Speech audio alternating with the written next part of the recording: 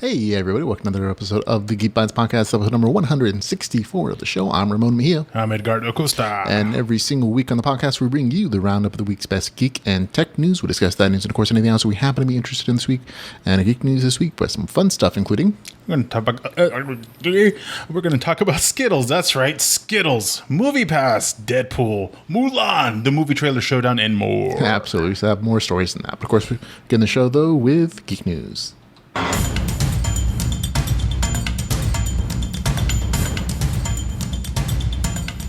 I always love our graphics. Our first story in geek news, of course, is going to be the story about Skittles. Apparently, the internet has been going crazy with posts about the new latest information about Skittles, and that according to the scientific analysis, they all taste the same. They all actually taste the same. It's just that any interpretation based upon color is completely made up in our brains. It's a news article from NPR that has been published this month covering the phenomenon. It explains that our brains associate the color yellow with the lemon smell and a slightly acidic taste with each other. When you're offered two of these three sensory clues, your brain fills in the blanks. A lot of people actually associate particular colors with flavors. For example, a lot of people will say that you have red, it'll be berry or strawberry. The orange ones will taste, like orange. Green ones like lime, with the yellow ones like lemon, and purple like blackcurrant. I'm not sure if that is something else. But people actually, and this is just your brain tricking itself basically, is that you'll see a color, you see an slightly acidic flavor, and your brain is filling in the details between the two, saying, oh, this is an actual flavor that I'm tasting, besides it just being all the same inside. And Twitter apparently did not enjoy this. There's a stream of comments from like the posting of this NPR article saying, why would you do this to me? I don't believe the lies, and things like that. So a very entertaining response to just science. The other candy sciences that I've ever heard about supposedly the legend, if not the myth, of the green M&M being supposed to be an aphrodisiac or something like that. Yeah, that's why they sell all the green ones during Valentine's Day. To help out all the guys and ladies. Some action. Yeah. And why so many children are made during February. Yeah, the only one that's been a colored fruit candy that actually tastes more or less of its color are, to me, runts. Oh, nice. Mm-hmm. Runts always been good. You have any candy favorite growing up as a kid? None that I associate like an actual flavor with. Although some people would say, the green versus the red versus the purple M&Ms had slightly different flavors. But no, they're all just candy. But you didn't like, Twizzlers or anything growing up? No. I mean, what's it called? Starburst were always fun. So were you a Warhead kid? No. I didn't eat a lot of candy as a kid. So what about Mexican style, the mazapan? The one that crumbles when you try to open it. Sorry, man. So no candy stories for me. I mean, the tamarindo kind of thing. No. The Lucas, the little. These are all just words you're saying to me. They don't have meaning. No worries, man. So I'm sorry. But in other news, we have there's a giant grocery store, Kroger, which you've probably heard of, under a various number of incarnations and different names. They're cooperating and pairing up with a autonomous vehicle startup company called Nuro, and this week they launched driverless delivery of groceries in Scottsdale, Arizona. It's the first market for the two companies. They announced a partnership back in June. To start, only one store is involved in the experiment currently, the Kroger-owned Fry's food store on East McDowell Road. It probably means nothing to you if you don't live there. Customers can place orders via Fry's website or mobile app. Grocery orders will be scheduled for same-day or next-day delivery. The fee is like $6 per order. There's no minimum order. But basically, an autonomous vehicle shows up to your driveway and you take out groceries. And that's it. So it's kind of like Instacart or any number of other grocery delivery services. It's just no driver to pay, no one to tip. So it is cheaper. I thought it'd be more of a Silicon Valley kind of test area for. Well, you don't want to go to particularly a strong urban area with a lot of foot traffic or a lot of other things, just because autonomous vehicles aren't 100% yet either in their normal incarnation. So this is an experiment, and I think it's a good way to do it. A lot of experiments that will be done in Arizona, just because there's a lot of less traffic, there's a lot more space, less of a population to get murdered by, rogue AI vehicles. Not just that, but also the bad folks out there, like Yeah. like the story of the electric scooters that have been tossed off piers and set on fire. Well, that's a different cultural aspect in that those cities where those scooters are don't want them, or they find those electric scooter ride-sharing companies to be nuisances, even though they are filling like a nice gap between the cost of just walking or just doing an Uber or something. Like there's this huge market gap of people who can't quite afford an Uber all the time, but still want something that they can use on a regular basis to get somewhere faster than just their regular feet. But again, this is going to an autonomous grocery delivery service. Would this be something that you'd be interested in using, man? I'm not sure if you even use Instacart. If I lived in an awesome utopia where those kind of things could operate properly and everybody got along, yes. Well, okay, totally. so assume that it works, obviously. Yeah. That the kinks worked out. Yeah. You would use an autonomous service, or would you rather have somebody just come to your door with the groceries? I'd go autonomous for dry sealed foods, because with me, I'm kind of the old school that when I get like vegetables, I actually want to see them, because I want to the feel, the touch, the smell, because you don't want to be stuck with a bunch of rotten whatevers or very damaged very goods. little groceries from the grocery store that are there are rotten or Well, I mean, particularly damaged. All that has to do more with like the packing of the stuff. Yeah, because you ever buy say tomato, but Yeah, all the you time. get from the top, but you don't get them from the bottom. Nope, I get them all the time, and they never come out particularly bad. Like occasionally, it's like 1 out of 100 tomatoes that I've had delivered to the house from Instacart have like, this is kind of bruised, but it's not like a big deal to me because it's going to get chopped up. Well, no, the human element is that they want you to get good groceries because you get a tip from them. You know what I mean? And so there's incentivization of doing a good job and not ruining your groceries. True. You know what I mean? And for the people who pack your stuff, I'm sure there's the same kind of stuff, but just the driving part, the part that's kind of the most expensive, and that you're tipping someone, also costing money. Oh, yeah. And there's a time element a human is involved, so there's likelihood of accidents or whatever the case is.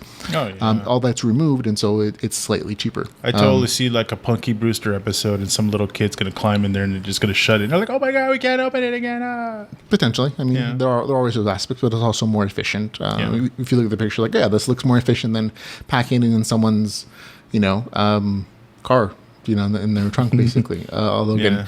someone coming to your door is always easier than having to go out to your driveway and grabbing it all yourself. Yeah. So it's just slight convenience.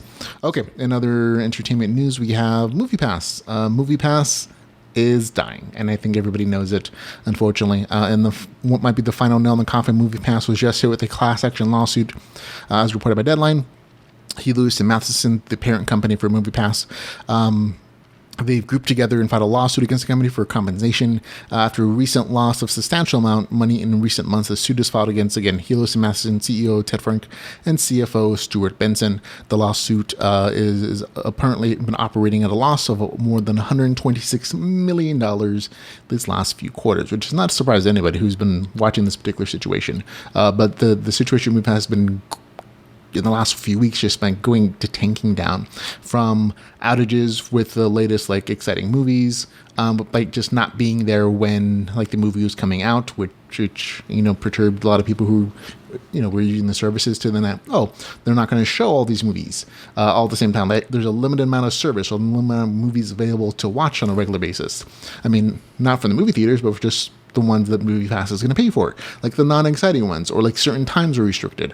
And the most recent scandal has been that people were canceling the MoviePass services, and MoviePass was re-signing them up without their permission under a new plan, and people, of course, had to get canceled again. Other movie services, I think CinemaScope, I've actually been trying to bribe MoviePass subscribers to cancel, saying, we will reward you with an extra $10 for every person you get to cancel from MoviePass, and to come on over here. Mm-hmm. Other options like AMC have actually been offering a $20-ish a month subscription service line up to 3 movies a month. Doesn't matter which ones or if you repeat them. So fewer restrictions, less movies, but again, higher price tag. So other services have been popping up to try to fill the gap of where MoviePass is, man. Yeah, from what I heard, I think I caught a little news clip on it that they did have stock, and it went from I don't know how many dollars to so many cents. Yes, no, there was a huge stock drop. Some stock companies like Robinhood, which is a supposed to be like a free version of like getting a stock market. Basically, they limit transaction fees, so it's nice for like smaller consumers or just personal stock picking. They actually stopped their consumers, so their users, from buying MoviePass stock because they felt it was too risky. Even at like the cent per share kind of market, which is a legitimate portion of like the stock market called penny stocks, they stopped them because they thought it was, even that at that point it was too risky to buy. So I was like, not awesome for MoviePass. Yeah, I think they're eventually going to obviously have to cut their losses, file for bankruptcy. Could be. It's just like they ran out of money, and that's kind of what it came down to. Doing this kind of service was super expensive. Which chapter is it that they use for, like, is it a chapter 11 It or could be, something? yeah, it could be chapter 9, chapter 11. Yeah. But regardless, we don't even if that would be the case. Yeah.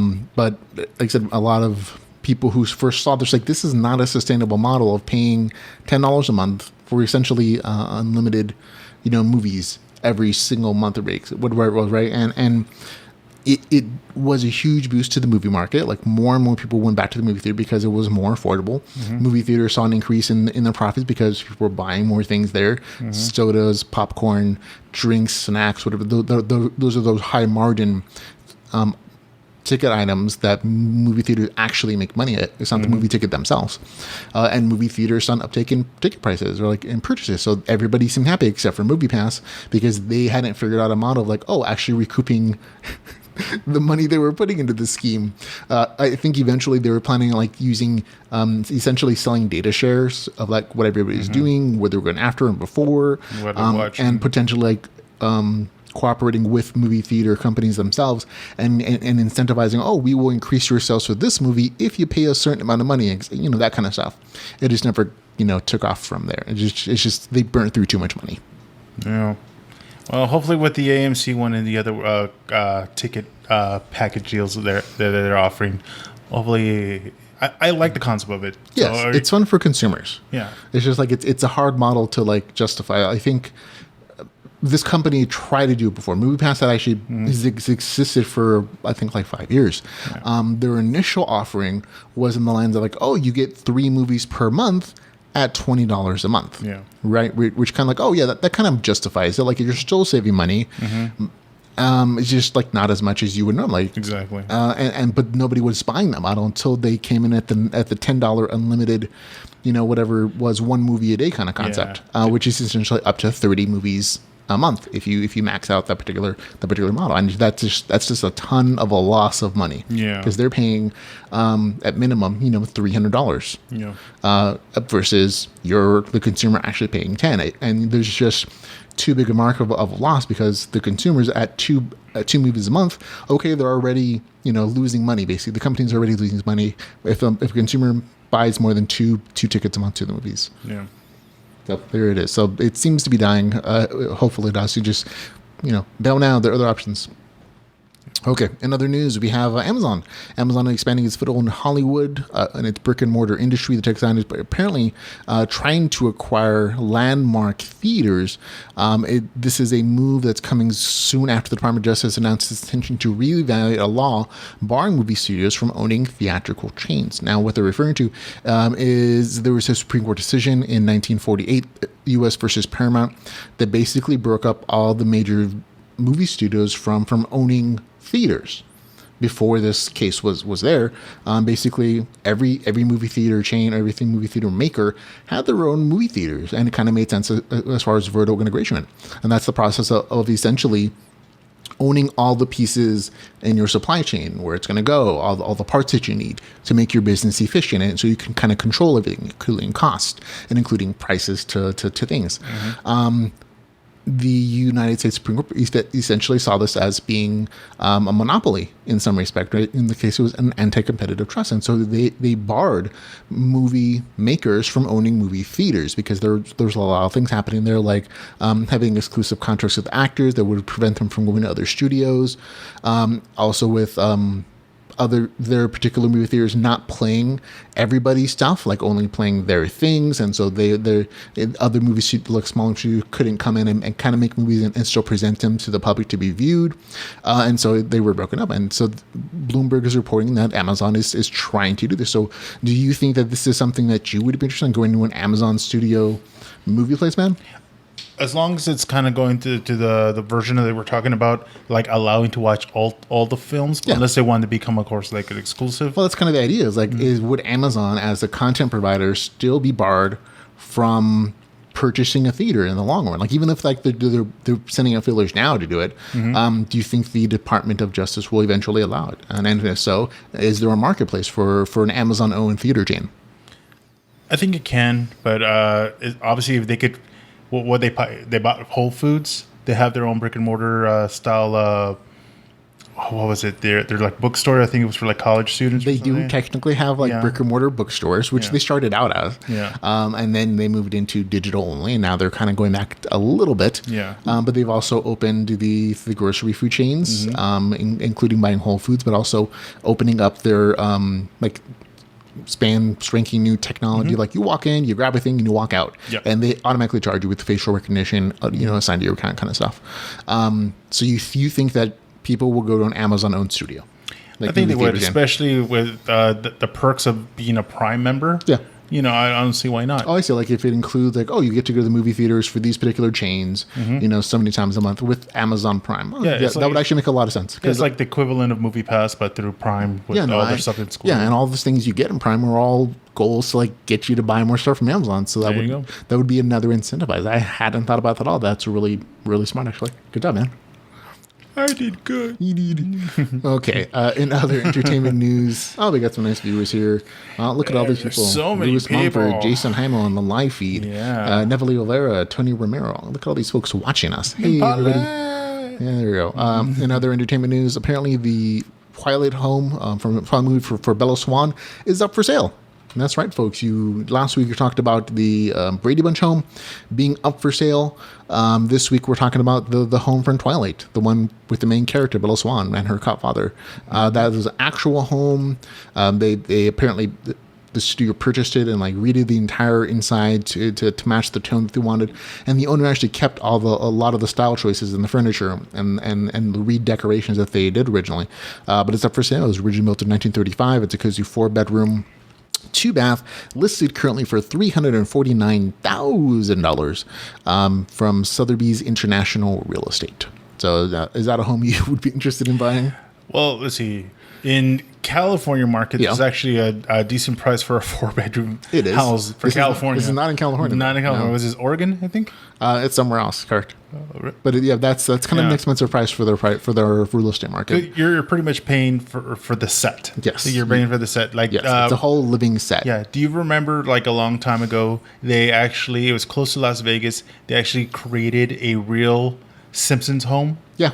And then I think that somebody won They've done a couple of those. Contest or they something. They did the Simpsons home. They've done like the Star Trek Enterprise in Las Vegas. They've done a lot of these things. And most recently, again, the Brady Bunch home is going to be featured on HDTV as like something. Yeah, everybody wants to own a piece of some kind of memorabilia. So if you had the money, would this be the thing you'd purchase? Would this be like the famous home that you would buy? No. Okay. No, come on. Me either. I'm like, if it was be a house. Of course, I'm going to go with 1313 Mockingbird Lane. Oh, man, I knew it. The Munster home. I was or like, if not the Adams, of course, because I have a thing for that. I like the Munsters, the Adams, or the Munsters home. I think I actually included that in one of the novels I wrote. At the end of Adventures in Terror, book number 2, that was the address I put for like the big fight scene at the end. Yeah, because unless, if I'm going in the world of fantasy, of course, I would love a castle. Yeah, a castle. Like, who wouldn't want a castle? You have the money for it, I guess. Exactly. But yes, folks, if you're a Twilight fan, this home can be yours for as little as $349,000. Sparkly vampires included? I'm sure they have glitter dust somewhere. Okay. Sparkle on there. Another news over first look also at Disney's Mulan, the live actress who's playing that particular character in her Mulan outfit. There we go. There you go. So it's played by Li Yifei. I'm probably saying that wrong, but it's okay. I don't think she'll hurt me. So that's our first look at actual Mulan in her outfit. So what do you think? Musical, not musical? No, I don't think it's musical. I think they're going for the same route as like Jungle Book and a lot of the live action movies. This one, of course, not needing as many special effects because all the characters are mostly human, with the exception of the dragon. Yeah, and they did modify the story a little bit. I think they got rid of Shen, the major villain, love interest. Well, no, I don't. I think they actually have the character there. I think they're changing out the villain. I think they're changing the villain. The Emperor's still there. The 3 other soldiers are there, I think, as well. Like I forget, like the 3 Stooges looking guys. Yeah. I forget what they're called, but they all have characters in the movie apparently.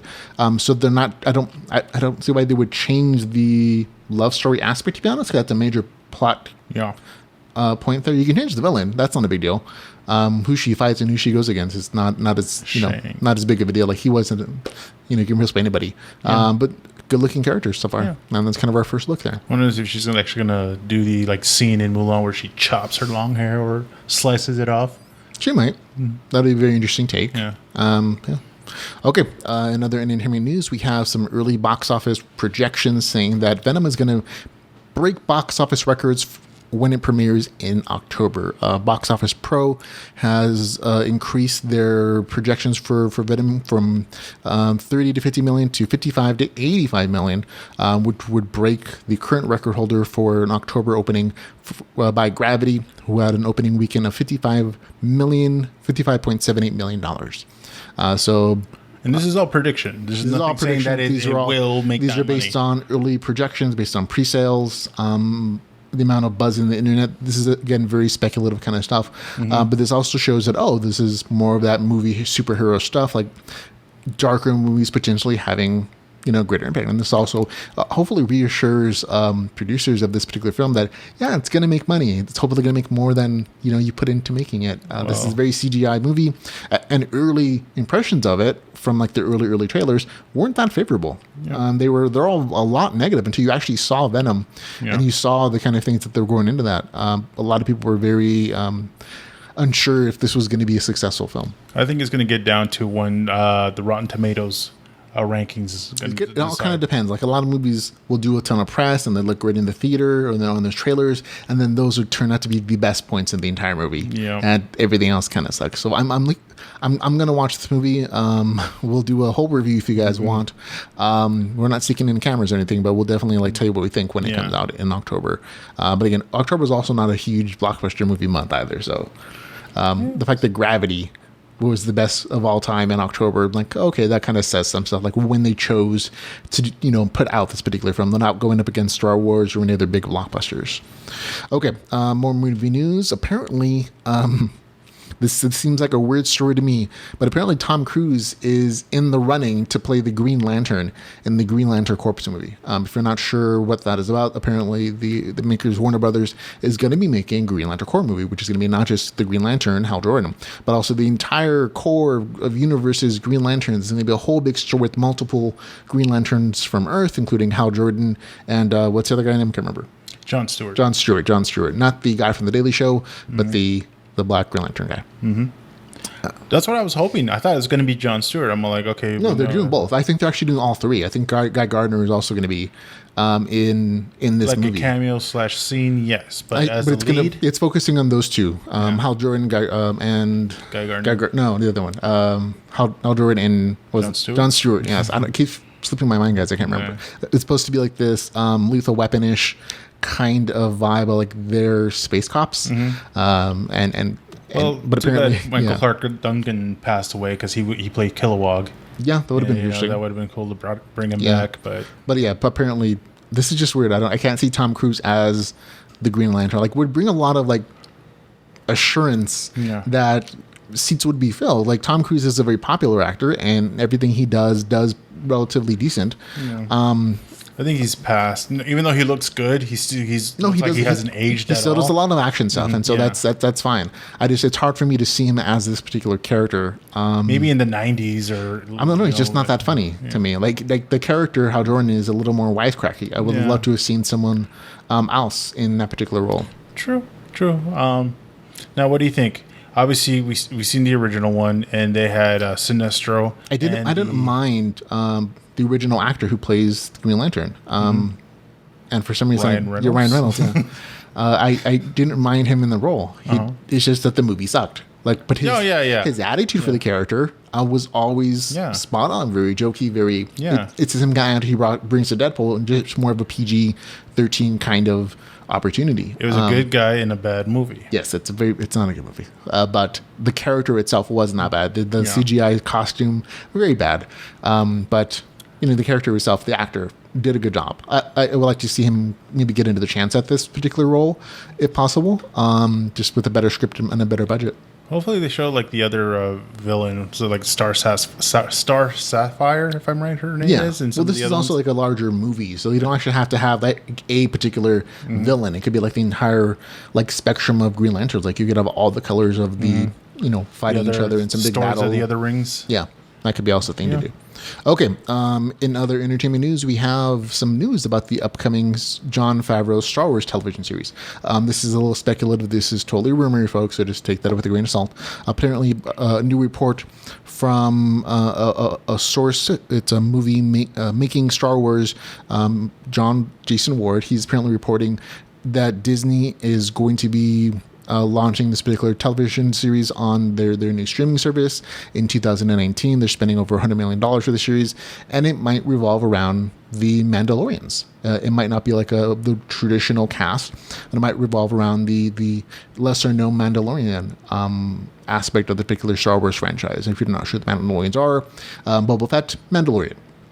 So bounty hunters. Well, they're not necessarily like a race of bounty hunters. They're a race of like top-notch fighting species. You think of them as like also the Goku species, the Saiyans. They're a race of fighters, except these folks use guns and armor. Yeah, because I'm interested in finding out, because obviously if you know your Star Wars folklore, Jango Fett, they were all clones. It was the whole concept of the whole Clone War. Yeah, all the clone. Well, most of the stormtroopers were all supposed to be clones by that particular character, and they were all supposed to be the last of the Mandalorian race. Like the entire race had essentially been like a warrior race. They were mercenaries for hire, fighting in wars galore left and right. You even saw some Mandalorians in the Star Wars like prequel. The what was it called? My brain is not working today. The one that came out afterwards, but it's set before Episode 3. Before Episode 3? Yeah. Phantom Menace, Clone Wars. No, the one that came out before. It came out after everything more recently. It was, I forget what it's called now, but there's a Mandalorian in that movie. Okay. The new. Yeah. I forget what it's called, but still. Rebels? No, it's an actual live action movie. So it wasn't like episode like 9 or 10 or anything or 8 or anything. It was the one that was the standalone. Oh, the first standalone one. Yeah, the first one. The first standalone that came out that was new. Rogue One? Yeah, Rogue One, that's it. Okay. Sorry, folks. No worries. I have no idea why you can't remember things. My thing is, obviously, they're depending on how they're going to show their quote-unquote race or whatnot. Yeah. I would have no problem whatsoever if it was a whole planet full of Pacific Islanders, because that's pretty much what they that'd be look fun. like. Yeah. Oh, Tony Romero, give us a little smiley face. Hey, Tony. Yeah. More Simones, put them to work. Yeah, there we go. And one of our last stories, folks, we have... While the fate of the third Deadpool film is kind of in limbo at this point, we are hearing rumors that they're going to be instead be doing an X-Force movie. And so in line with that, there's a new ad campaign also to, of course, promote the purchase of Deadpool 2 that is allowing people to sign up for a newsletter and essentially sign up for like the X-Force editions, the same way they did at the end of Deadpool. We're doing Deadpool 2. If you go to deadpoolcore.com, you can actually fill out a form to apply for Deadpool. That's a nice little gimmicky thing, but there's also like a really cool, neat little poster that goes along with it. So there you go. I'd kind of laugh, like, you get in, you're on the team, then like the next page or whatever you click on, it shows that you died. Yeah, that's what happened. Well, spoiler story. That's kind of what happened to everybody in Deadpool 2, with the exception of a very few characters, which is why they were more than happy to tell you all about them before the movie came out, because they knew that they were murdering them all, essentially. So there you go. So fun stuff there. You, me, X-Force. Even you can become a member of the team. So very funny things. Okay, movie trailer showdown, folks. I have a few trailers that came out this week that we thought were interesting and fun. We're going to begin with the Iron Fist trailer. So this is the second season of Marvel's Iron Fist. We get a better look at Danny Rand kicking butt on the streets of New York. Yeah, covering his face and looked like he got a little bit of a haircut. And he did. Those luscious curls. It's not as blonde. It's trimmed down. You first actually get your first look at the new Danny Rand in the third season, or is it the second season of Power Man, of Luke Cage. And you get your look at them there. He's definitely not as douchey. He's more down. He's more mellow. He's a little more, zen in that particular movie, and that was kind of a tease for this one here. So you definitely get to see more martial arts fighting, and hopefully it's better. because that was just one of the bigger complaints about that whole first season was that, oh, for a martial arts themed series, that kind of sucks. Yeah.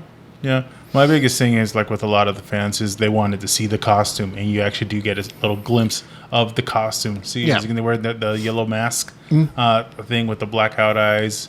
So it gives you like a hope for he'll don it and actually wear it, but maybe don't expect the green jumpsuit with the big right. Nobody else except Daredevil has actually gone and worn the costume. Everybody else is very much low key, yeah. And in this one, you actually get to see the other guy, his which was a setup from the first season. Yeah, his old friend from what I forget what it's called. Was not Sri Lanka. It's that one totally. Yeah, it's a Xanadu's Paradise. I forget what they call it. And you also get to see Misty Knight with her new fancy robot arm coming in to help him out. So they're still like cross promoting everybody.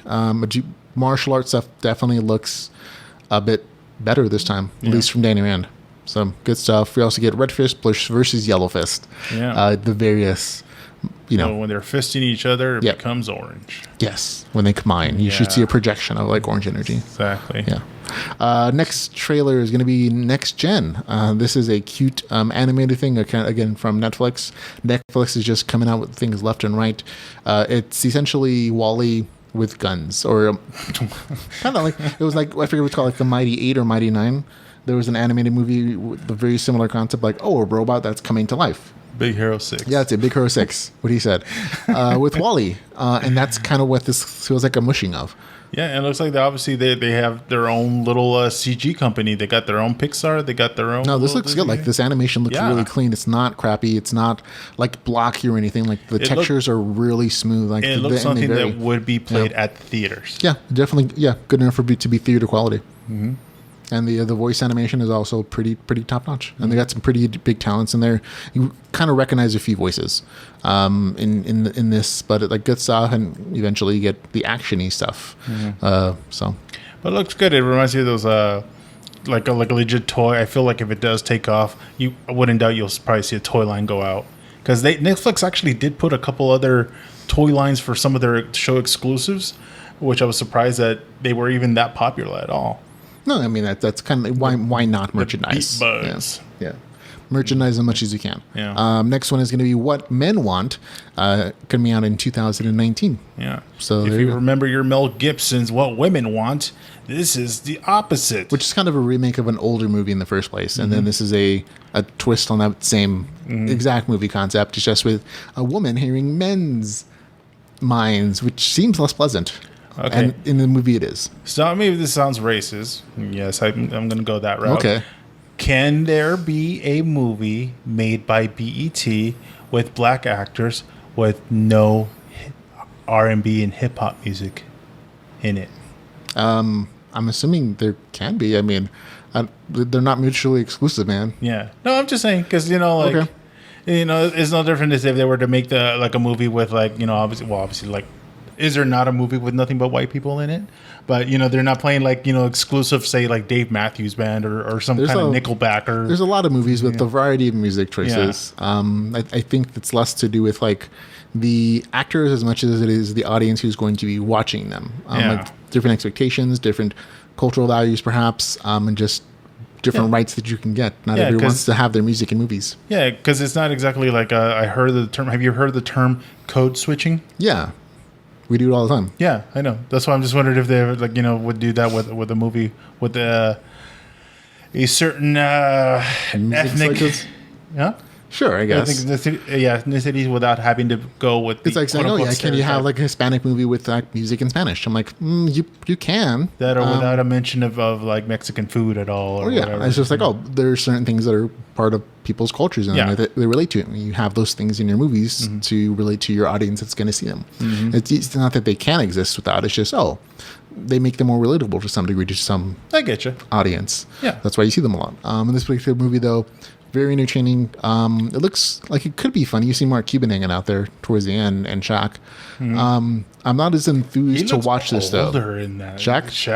He's older. What's that movie that he's the uncle whatever? Yeah, the Uncle Drew. Uncle Drew. Yeah, but without the makeup, he just looks like he's just He's up his there in age, man. He looks like he's his age. I know they say, it on crack when they get older, but dude, you're wrinkling up somewhat. Yeah, he's getting heavier. No. Like a lot of athletes who stopped like working out as heavily or being as active. Tim Meadows, not Tim Meadows, excuse me. God, See, now he's now I'm drawing the blank. Yeah. I know I'm gonna Tyler Perry? No. I don't know. They don't all look alike. There we go. I'm not sure who you're talking about. Anyways, next trailer is going to be Redcon, the official trailer, Redcon 1. It's essentially soldiers versus zombies. But it looks like I'm actually genuinely interested in seeing this particular movie. Roundhouse you kind of get tired of seeing beards. like the lone survivors, the losers who are trying to survive in the zombie apocalypse. Tracy Jordan, there you go. It feels a little more like, why aren't more soldiers around kicking butt? It seems like it would be relatively easier for them to like just do a bunch of headshots for a bunch of zombies or throw out a bunch of bullets, or the military it's kind of like the default assumption in like a lot of zombie apocalypse movies that the military's broken down for some reason, and in this particular case it's not. Essentially a top military force is being sent to get the one scientist who might actually be able to find a cure for the zombie apocalypse kind of virus, and it's like this group of soldiers versus essentially everybody, like the hordes. So it's a little more military-esque. It also means it's going to be a little more action-y with bullets, blood, and some action. In this particular case, I'm not fully enthused with the ninja zombie, but everything else seems pretty decent. I'm surprised they haven't gone the route and making them all parkour and just start like running along the walls and parkour zombies. Yeah, that would be a thing. Because like in World War Z, they were just fast-moving zombies, and you just climb over each other to the point that like ants. Right, and of course in this movie, it's not just the zombies that we're about. It's the other survivors and people. But looks interesting to me. So there you go. There's our trailer. Of the four, man, which one is the best for you? Honestly, probably Redcon. Redcon? Okay, I'm actually going to go with Iron Fist. I actually was more impressed with this one. We'd seen earlier trailers of it, and this just looked better. Like the storyline seemed more interesting. You also got like the betrayal by the best friend kind of thing going on. So I think I'm hoping that series just doesn't suck in the second season. A lot of people were disappointed with season 1. Hopefully season 2 is less douchey. With the best of your knowledge of the Iron Fist. That could be a tagline. Now with 50% less douche. Squaw. Yeah. Anything that you'd like to see either introduce or interact in the Iron Fist series? Better martial arts. That would kind of be the thing I would want to see. It's just better martial arts overall. That's kind of thing. When Daredevil is a better martial arts movie series than Daredevil and then Iron Fist, I'm like, that doesn't seem quite right. Like it should be that way. I want to see the actual Heroes for Hire. I want to see him and Luke Cage just team up. I don't think that's going to be here. I think it'll be. I think Luke Cage might make a cameo, but I think they're going to do their own series together at some point. Yeah. If they both have success, basically. Yeah. The Defenders are definitely going to be a thing. It might actually show up in the Defenders. Like, the Hero for Hire combo might show up there. We'll have to wait and see. Like the Defenders wasn't the best received out of everything. Yeah. But it was still better than the first season of Iron Fist. Like kind of goes Daredevil, Jessica Jones, Luke Cage, and then Defenders, and then Iron Fist for a lot of people. Definitely. Or you can probably mix up Luke Cage, maybe putting above Jessica Jones season 2. Yeah. But good stuff all around. So that's it for the show, folks. We've had a great time talking to you and hanging out with you, folks. If you have any comments, you can always drop them in the show notes for the podcast on YouTube or Facebook, wherever you happen to find us. And make sure to like us and sign up for things and whatever else you can do. Yeah, drop us a line. Give us a little feedback. We definitely answer back. Yeah, if you want to support us in any way, shape, or form, you'll find all the ways to do so at geekbytespodcast.com/support. There we go. Thanks for hanging out with us, folks, and for listening for Geek Bytes Podcast. I am Ramon Mejia. I'm Edgardo Acosta. And remember, folks, so we can see you again, remember to go geek out about something.